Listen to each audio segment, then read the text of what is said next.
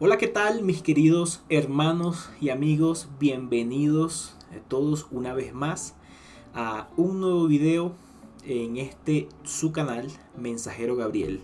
En esta oportunidad quiero compartir con ustedes un tema muy interesante acerca de el enemigo de Dios y del hombre que muchas veces ha sido malentendido. Este tema lo estamos compartiendo la primera parte del canal de Natanael Baloyes en defensa de mi fe. Acá abajo van a poder encontrar el link. Y acá van a disfrutar la segunda parte de este tema que estuvo buenísimo, interesante y que estoy seguro que les va a surgir a ustedes muchas preguntas, muchas dudas que vamos a estar contestando en la medida de nuestras posibilidades. Sin más, los dejo con el video.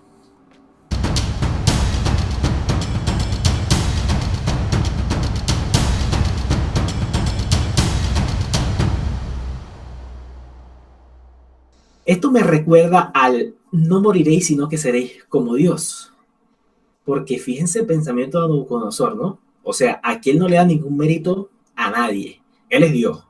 Porque él fue el que aparentemente, con su gran poder, creó ese reino, creó ese imperio y lo hizo para desplegar su esplendor. Incluso había alcanzado, según su visión, hasta los mismos dioses. ¿Por qué tenía él ese pensamiento? Porque destruyó, logró conquistar a Israel. Y entonces Israel en ese tiempo, de alguna forma, era considerado muy respetado porque Dios estaba con ellos y pues no había ni imperio ni nada que se les pudiera poner a ellos.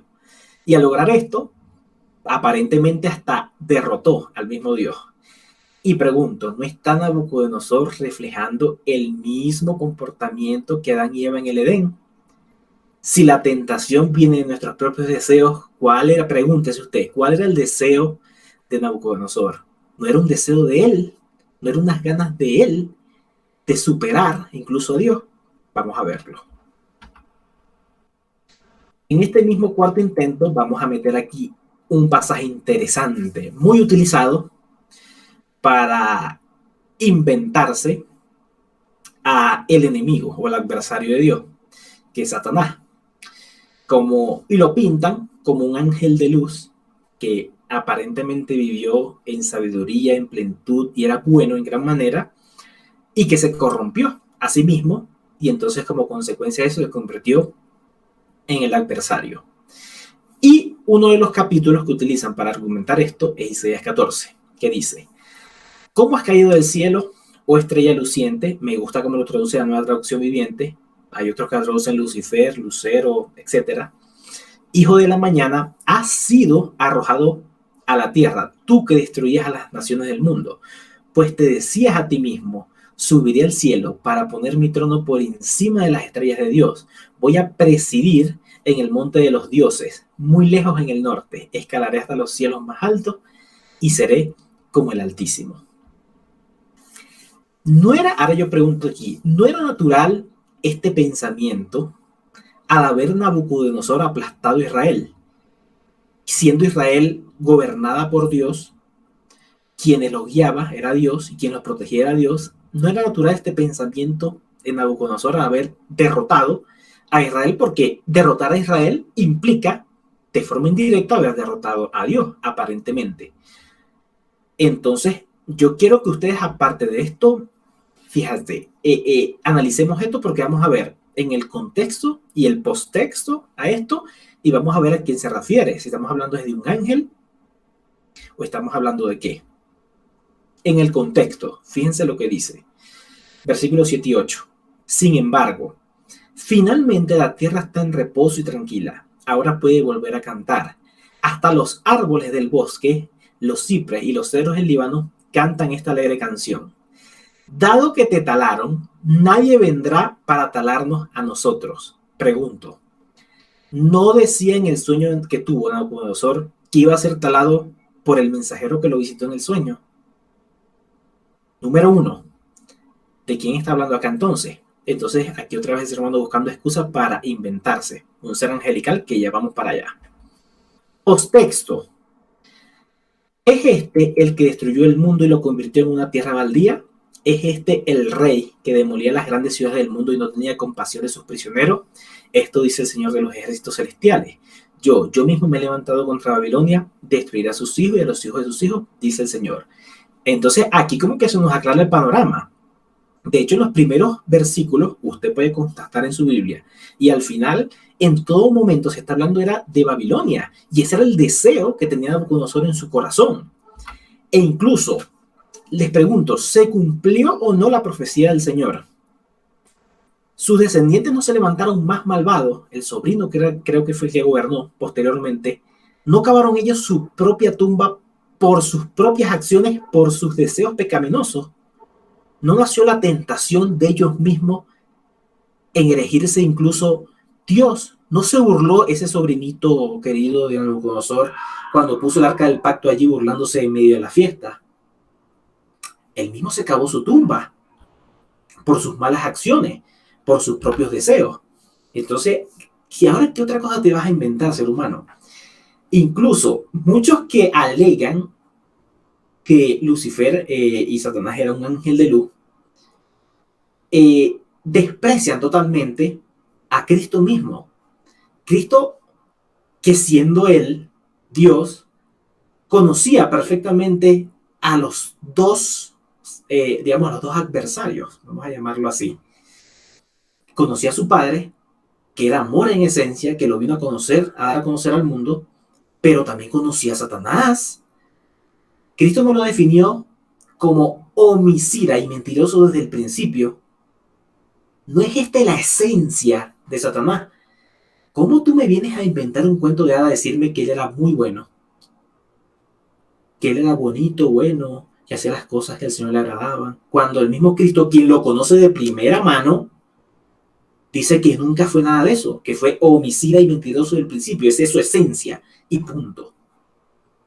Entonces, ¿de dónde sacamos nosotros todo esto? Y fíjate, mi hermanito Nathanael, que todo esto también viene culpa, ¿no?, de la cultura griega, la cultura, todas esas cosas que eran muy fantasiosas y metieron esto. Pero mira, si tú le preguntas incluso a un judío, el judío jamás ve a Satanás como nosotros lo vemos, como lo ve el cristiano nominal, el cristiano pues que está en este mundo en este momento.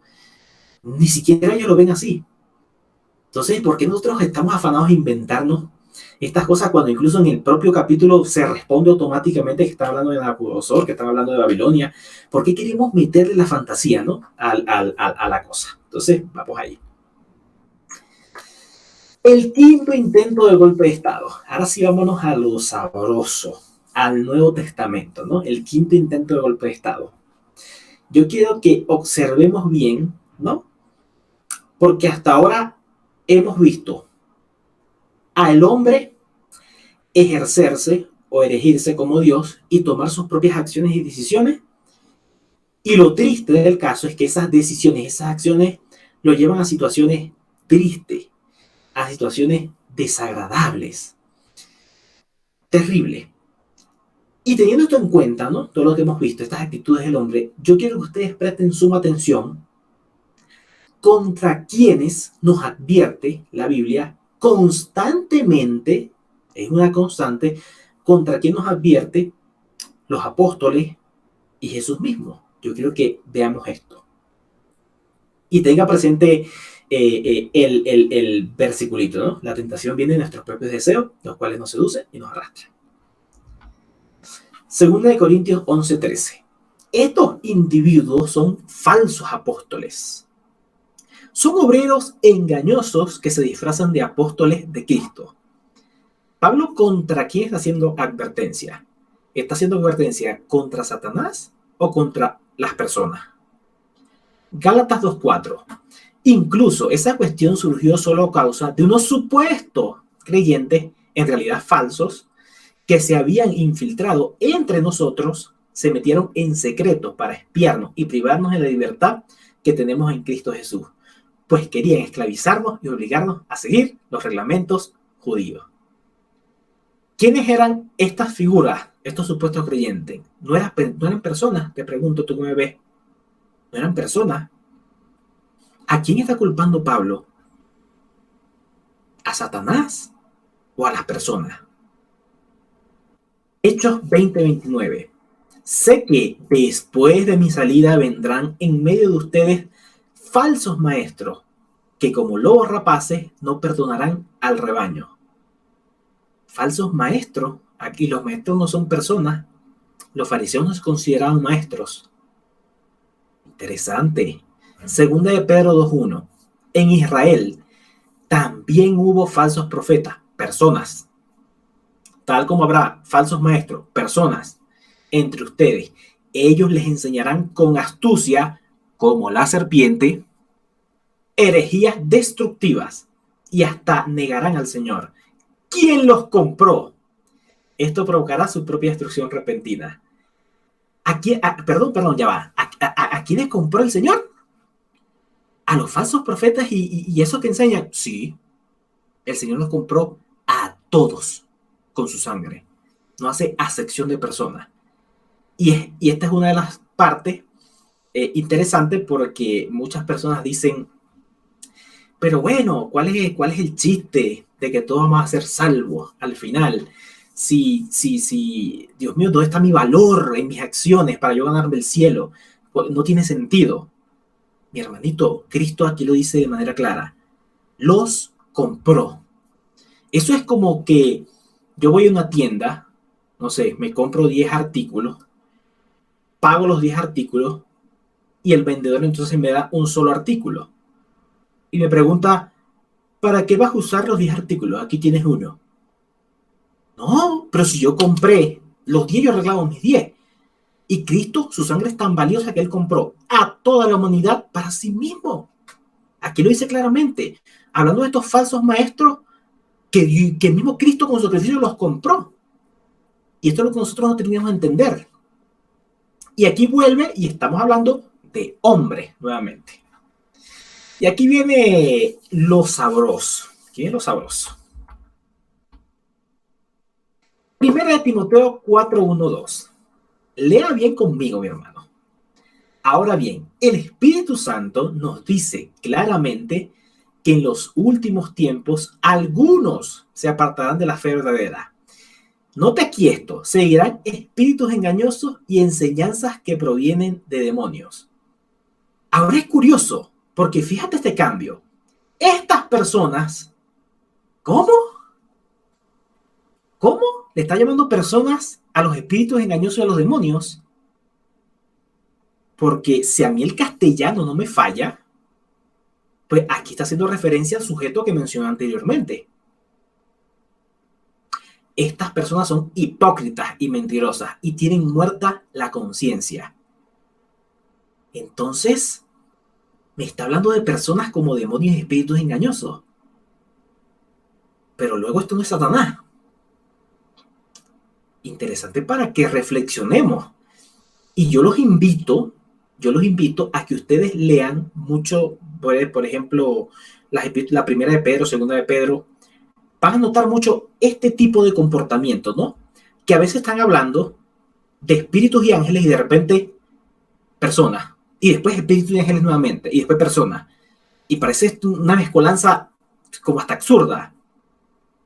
Porque a esto es lo que se refiere. Son las personas. La tentación, las ideas, las doctrinas engañosas nacen de los propios deseos del corazón de la persona, que buscando erigirse como Dios, entonces yo creo mi propia doctrina, mi propia cosa y la pongo allí. De allí es donde nace, como resultado, todo el montón de doctrinas, iglesias, llámele como usted quiera, que tenemos hoy día en la humanidad. Que por cierto son miles y miles, son una locura, un montón de doctrinas. Y aquí es donde nacen, de las interpretaciones humanas, de las interpretaciones carnales, de los propios deseos, de querer ser igual a Dios, que me invento todas estas cosas. Entonces es interesante. Entonces vuelvo y pregunto, ¿a quién está culpando los apóstoles? ¿A quién? Están culpando, están advirtiendo constantemente de Satanás o están advirtiendo constantemente del hombre.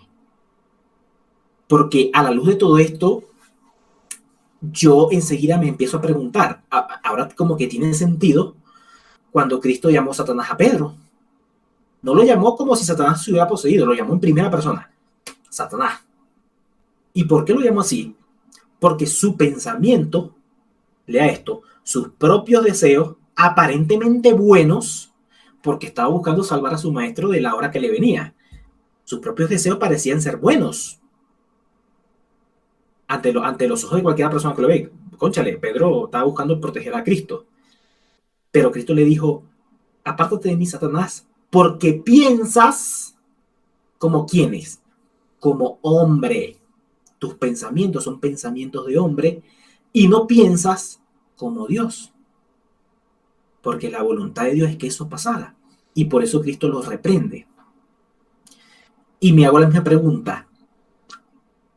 Cristo no llamó diablo en primera persona a uno de sus apóstoles. A Judas, el que lo iba a traicionar. Lo llamó en primera persona. Uno de ustedes, yo los elegí a ustedes. Y uno de ustedes es un diablo. ¿Por qué? Porque gracias a la tentación que proviene de mí, yo me puedo convertir en un Satanás. Por eso incluso Cristo llamaba a los fariseos generación de víboras. ¿Por qué generación de víboras? Porque viene de la simiente, de la serpiente, de ese pensamiento de querer ayudar en apariencia, de revestir de un amor en apariencia. Porque aparentemente tú ves a un religioso y parece muy piadoso. Los fariseos parecían muy piadosos, pero no eran más que personas hipócritas y mentirosas que tenían muerta la conciencia. Y a esto lo llama aquí demonios y espíritus engañosos.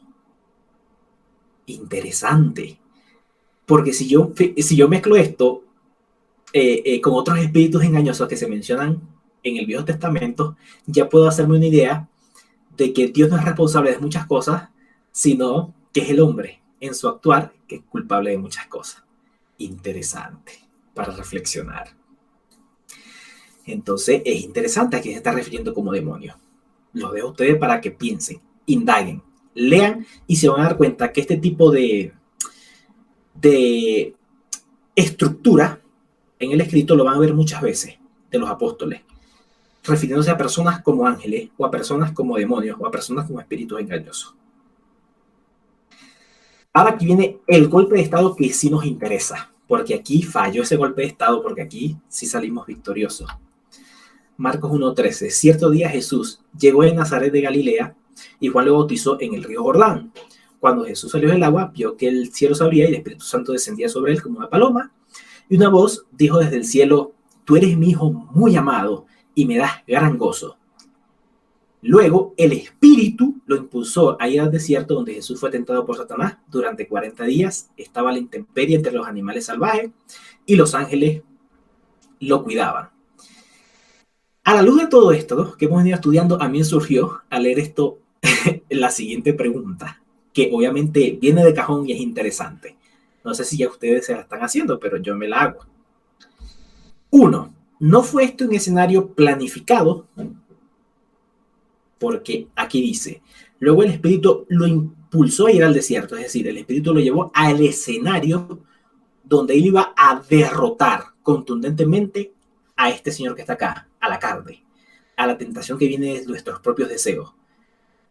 Porque recordemos que Jesús vino como hombre a experimentar y pasar lo que pasa, lo que vivimos nosotros aquí en esta tierra.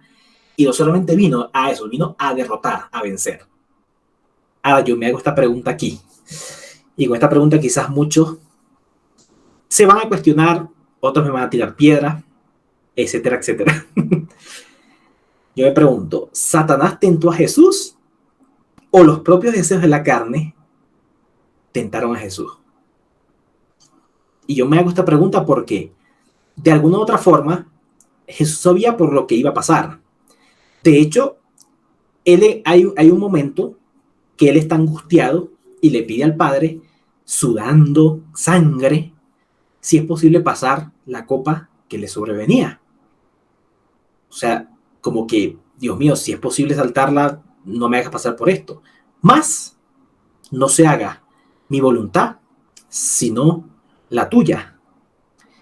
Entonces, yo a veces me pregunto, quizás Jesús tuvo tentado a, no sé, hacerse pasar por el magnífico rey que querían los fariseos y listo, quedarse en este mundo, gobernar aquí, vivir una vida tranquila, no morir. No nacen las tentaciones de nuestros propios deseos. Y derrotar a estas tentaciones no es derrotar a Satanás. Si yo no me dejo orientar o guiar por mis deseos, sino que me rijo por la voluntad de Dios, no estoy venciendo a la tentación. Es interesante y lo dejo a modo reflexivo.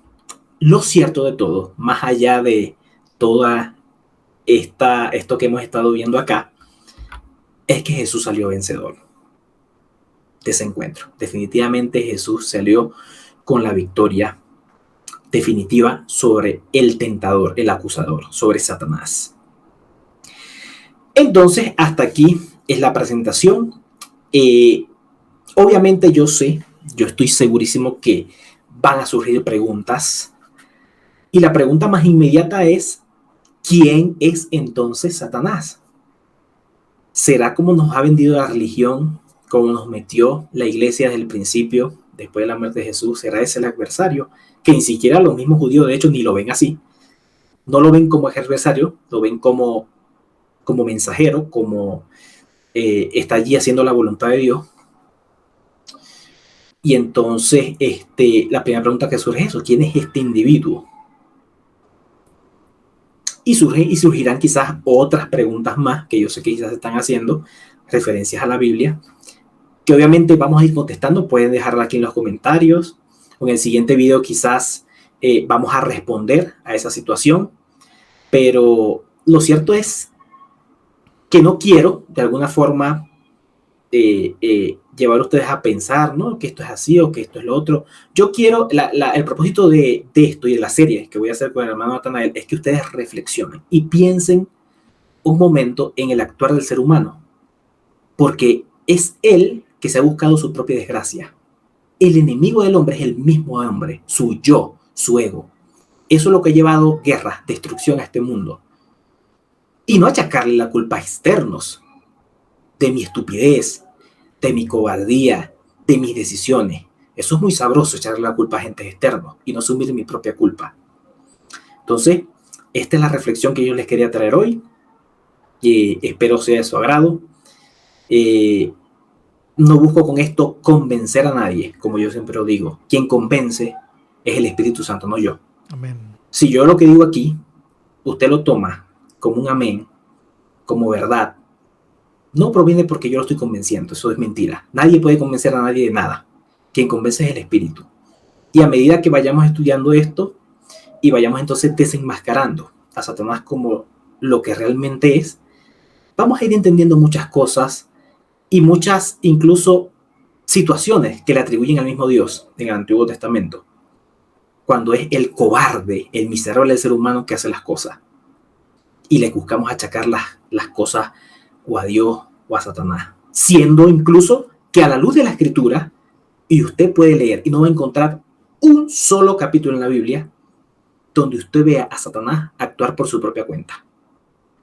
La mentira de Satanás fue hacernos creer que teníamos plena libertad, de que Dios nos tenía atado, de que íbamos a ser libres. Realmente, esa fue la mentira que nos vendió Satanás. Pero nosotros vemos que Satanás jamás actúa por su propia cuenta. Actúa bajo los propósitos, los designios de Dios. El único que tiene libre albedrío, el único que tiene soberanía absoluta, el único que es todopoderoso, se llama Dios Padre, Hijo, Padre de Cristo Jesús, que vino aquí a esta tierra a morir por todos nosotros. Excelente. Gracias, Nixon, por tu presentación valiente. También creo que te van a preguntar entonces si no, el diablo no es un personaje así como lo has presentado. ¿Quién es la serpiente? También seguramente te van a preguntar. Y bueno, interesantísimo. Esto es un estudio que tiene todavía mucha tela que cortar y las preguntas lo van a hacer más grande todavía. Total. Y hay voluntad de investigación y de responder también sin querer convencer a nadie. No, cada persona es responsable de lo que escucha y de lo que decide creer. Totalmente. De manera que suscríbete al canal de Nixon, que esta parte ya está en el canal de Nixon. Y sigamos adelante. Les estaremos diciendo cuándo será ese en vivo para responder las preguntas, perdón. Así que bueno, estén muy atentos.